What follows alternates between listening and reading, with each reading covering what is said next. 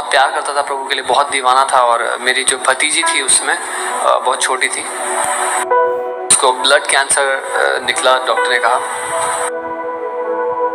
मेरी मासी और उनके पति ने 3 दिन से खाना नहीं खाया था, और मैं गया, मैंने उसके लिए प्रार्थना की।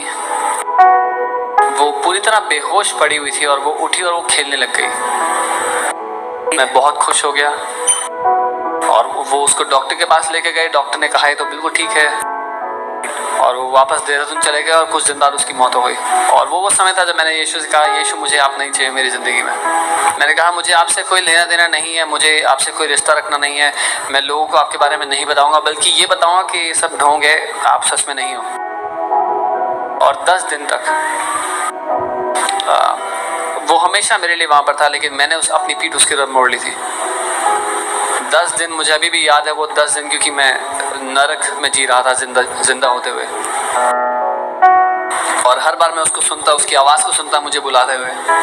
एक आंटी जो हमारी मेंटर थी प्रभु में, और अभी वो प्रभु के पास जा चुकी हैं। और जब वो दिल्ली आई एक सभा के लिए, मैंने ये बात किसी को बताई नहीं थी मेरे साथ जो चल रहा था।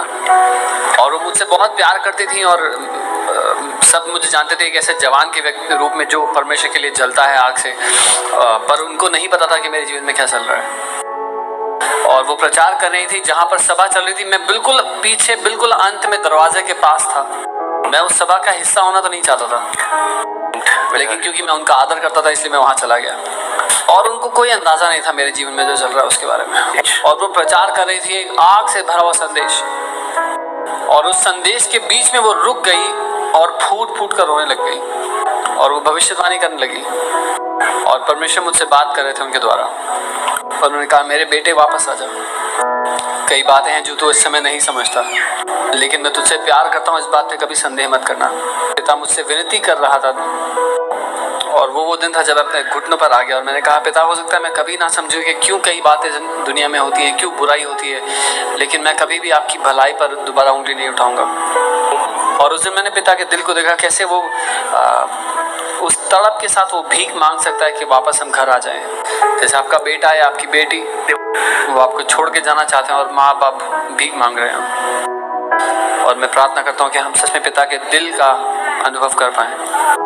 मैं ये नहीं कह रहा कि जिंदगी फूलों से भरी हुई राह है, लेकिन मैं ये कह रहा हूँ कि इस बात पर मेरी नींव गड़ी हुई है कि मैं कभी भी तेरी भलाई पर पिता उंगली नहीं उठाऊंगा। और मैं इसीलिए बात बता रहा हूँ क्योंकि कई लोग मुझे देखते हैं, बोलते हैं कि आप तो बहुत विश्वास करने वाले व्यक्ति हैं। और मैं बता रहा हूँ कि मैंने उसका इनकार किया था, लेकिन उसने कभी मेरा इनकार नहीं किया, और वो ना ही कभी आपका इनकार करेगा। और वैसे ही मैं महसूस कर रहा हूँ कोई आज यहाँ पर है इस दिन, और आप सिर्फ नाम के लिए यहाँ पर आए हैं, और पिता आपसे कह रहा है वापस आ जा, वापस घर आ जा। मेरे प्रेम, मेरी भलाई पर संदेह मत कर। हो सकता है हम कभी ना समझे बहुत सारी बातें, लेकिन यीशु ने अपने प्रेम को प्रकट किया। जब हम पापी ही थे वो हमारे लिए मर गया। आपका पिता कभी भी आप पर हार नहीं मानेगा, और जब हम उस पर हार मान लेते हैं वो कभी हम पर हार नहीं मानता। जब उसने मुझे सेवकाई में बुलाया, मैंने कहा प्रभु गलत चुनाव कर लिया आपने। उसने कहा मैंने तुझे तेरी विश्वास योग्यता के कारण नहीं बुलाया, लेकिन मैंने तुझे अपनी विश्वास योग्यता के कारण बुलाया। तेरी धार्मिकता के कारण तुझे नहीं बुलाया, लेकिन अपनी धार्मिकता के कारण बुलाया। हमें इसलिए नहीं बुलाया गया कि हम कितने अच्छे हैं, कितने टैलेंटेड हैं।